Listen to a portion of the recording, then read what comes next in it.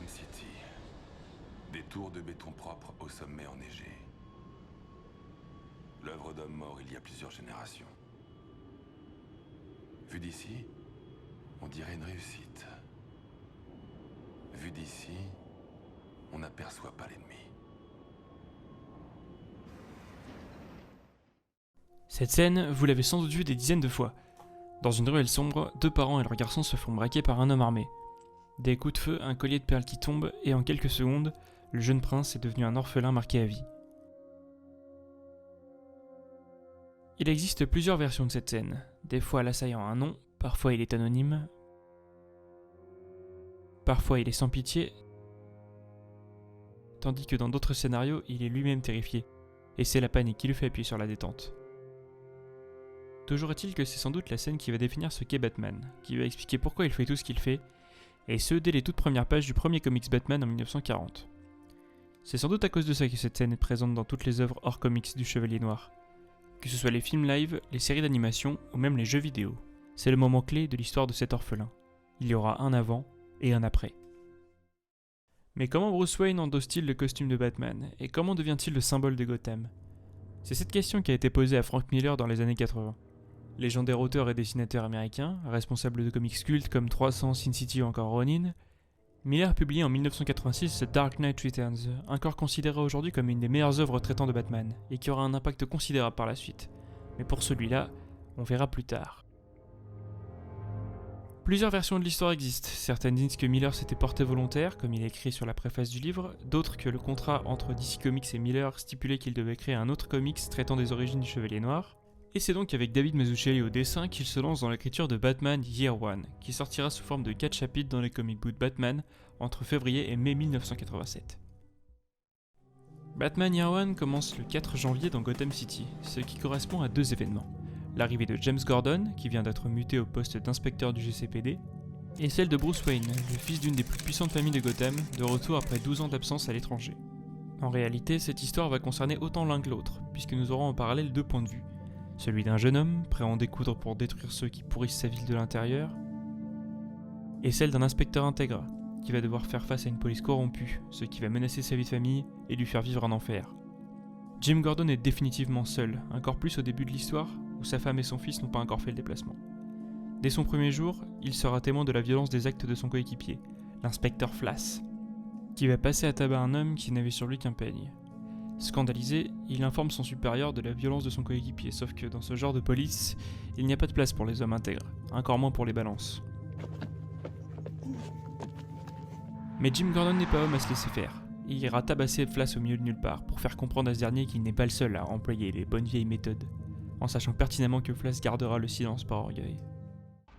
Pendant ce temps, nous est conté l'histoire du jeune Bruce Wayne, un jeune milliardaire de retour au pays qui, après avoir subi ce qui ressemble à un entraînement d'élite, se prépare à commencer une campagne contre la pègre de Gotham.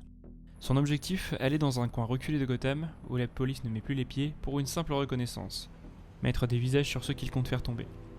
Il va être cependant difficile pour lui de garder son sang-froid, et une altercation avec une certaine Selina lui vaudra d'être interpellé par la police. À la manière police de Gotham. Il risquera sa vie, plutôt que de risquer que son nom soit révélé.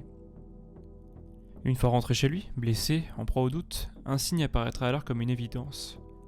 Une chauve-souris, sa plus grande peur, deviendra une arme, pour protéger son identité et insuffler la terreur dans les yeux de ses ennemis. Plus qu'un homme entraîné, c'est un symbole qui combattra la pègre de Gotham. Malheureusement, ce symbole n'est pas au goût de tout le monde. Le GCPD commencera à redouter les actes du Chevalier Noir, notamment après une altercation avec l'officier Flass, qui le décrira plus tard comme un monstre. La ligne sera franchie quelques jours plus tard, quand celui qu'on appelle désormais Batman ira semer la terreur à un dîner comptant les puissants de la ville. C'est désormais une guerre que va décider de mener le commissaire Loeb au Chevalier Noir, et à la moindre occasion, ils donneront tout ce qu'ils ont pour le faire tomber. Quelques jours plus tard, lors d'une tournée de routine, Gordon et l'agent SN vont faire face à Wayne. Après une altercation, le justicier va devoir se cacher dans un immeuble et subir les assauts de dizaines de soldats surarmés. Si dans leur tête il s'agit d'un banal homme masqué, ils ont désormais affaire à Batman, et celui-ci n'est pas venu les mains vides. Grâce à un émetteur, il va attirer une nuée de chauves-souris qui vont lui permettre de sortir à la vue de tous, non sans casse malheureusement. Les semaines passent, et tandis que les liens se tissent entre le justicier et Selina Kyle, qui devient peu à peu Catwoman, la vie de Gordon est de plus en plus menacée. Tout d'abord avec du chantage, mais une fois que ça n'est plus suffisant, ils iront jusqu'à kidnapper sa femme Barbara et son fils. James les poursuit, mais ce n'est que grâce à l'intervention d'un mystérieux inconnu qu'il pourra sauver les siens. Presque un an après cet événement et après le procès du commissaire Loeb, on apprend qu'un nouveau danger arrive en ville, et qu'il se fait appeler le Joker. Gotham était le plus sûr désormais.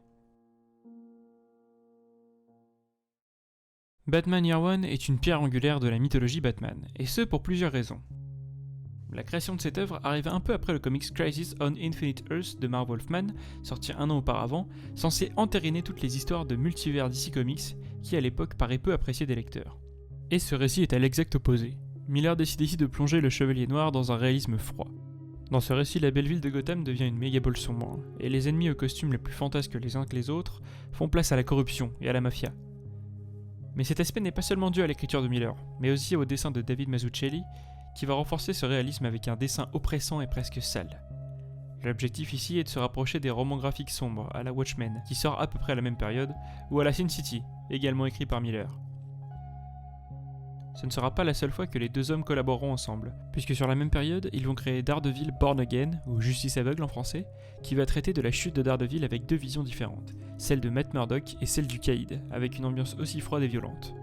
C'est donc une excellente association auteur-dessinateur qui va complètement servir le propos, pour lui donner cette dimension réaliste et pour représenter le chaos de Gotham. Et pour nous en montrer tous les aspects, Miller va mettre en avant non pas un, mais deux héros. Dans Year One, nous avons deux histoires en parallèle, celle de Jim Gordon et celle de Bruce Wayne, et s'ils sont tous deux des personnages désireux de justice, ils seront présentés comme opposés dans leur façon de faire, comme si Gordon était le reflet négatif du Chevalier Noir. D'ailleurs, tout comme Jim, Bruce frôlera la mort dès sa première intervention. C'est un désir de vengeance qui anime les deux hommes, mais ils vont agir de manière totalement différente. Wayne endossera le costume de Batman, ce qui lui permettra d'agir comme un symbole, et non comme une personne. Tandis que Jim affrontera Flash à visage découvert, mais caché de tous, pour éviter les conséquences. Il en ressort un sentiment d'injustice pour le lecteur. Gordon agit dans les règles et met en danger sa famille, alors que Bruce agit comme un hors-la-loi dans l'ombre, sans craindre pour son entourage. Pour Gordon, le mal est partout, et chaque faux pas peut lui coûter très cher. Sa relation extra-conjugale étant une véritable arme pour Loeb et les autres. Ces deux finiront par se croiser, et leur but commun les fera collaborer pour nettoyer Gotham. L'un en pleine lumière, l'autre dans l'ombre. Il est assez intéressant de parler du traitement fait à Catwoman. Fini la cambrioleuse de luxe au costume haut en couleur, ici Selina Kyle est représentée comme une prostituée qui n'a pas peur de se battre en plein milieu de la rue pour défendre ses proches. Miller décide donc de représenter un des ennemis les plus intimes de Batman et de lui donner une personnalité aussi dure et violente que Gotham elle-même. Comme je le disais précédemment, Batman Year One a eu une forte influence sur le monde du Chevalier Noir, en participant à créer ce Gotham si sombre et si pourri de l'intérieur. C'est également grâce à ce comic book que Gordon deviendra un personnage si important, et non juste un personnage créé pour aller chercher les méchants que Batman a arrêtés. Il a désormais une famille, un caractère, et il devient le lien principal entre le Chevalier Noir et le GCPD, qui évolue lui aussi grâce à l'œuvre de Miller et de Mazzucchelli. La figure du policier au sein du GCPD est nuancée, et l'on finit par se demander qui n'a pas encore été acheté par le pègre. En ce qui concerne l'influence qu'a pu avoir Year One sur les autres supports, il est difficile de ne pas évoquer Batman Begins de Christopher Nolan, un film réaliste qui met en scène les débuts de Bruce Wayne en tant que Batman et la construction de son symbole. Outre la grande importance de James Gordon, on retrouve plusieurs personnages du comics comme le commissaire Loeb ou l'inspecteur Flash. Si l'histoire est très différente, il est assez aisé de faire le lien entre les deux œuvres. Plus récemment, on a pu voir que The Batman de Matt Reeves était lui aussi un héritier de Year One, notamment grâce au personnage de Catwoman, qui est très probablement inspiré du personnage de Miller et de Mazzucchelli. Il faudrait attendre 2011 pour avoir une adaptation en film d'animation du comics. Il est réalisé par Sam Liu et Lorraine Montgomery, et il reprend parfaitement l'histoire de son support d'origine, avec une animation très travaillée qui rend les scènes d'action très immersives et parfaitement lisibles.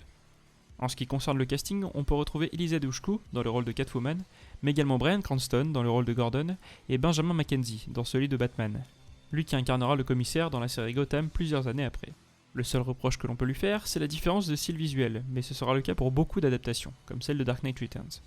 Pour les lecteurs qui n'auraient pas vu la version animée, je vous invite à vous plonger dedans. Pour les autres, vous savez ce qu'il vous reste à faire. Year One est sûrement la porte d'entrée la plus simple pour découvrir l'univers de Batman en format papier. Deux suites ont été éditées dans les années suivantes. Année 2, écrit par Mark W. Barr, sous-titré L'héritage du faucheur, et Année 3, écrit par Marv Wolfman, un des auteurs phares de Teen Titans, qui est aussi l'homme derrière Crisis on Infinite Earths. C'est tout pour cette histoire. Je vous invite à découvrir d'autres œuvres de David Mazzucchelli, comme l'excellent Asterios Polype, et pour ce qui est de Miller, ce sera pour une prochaine fois.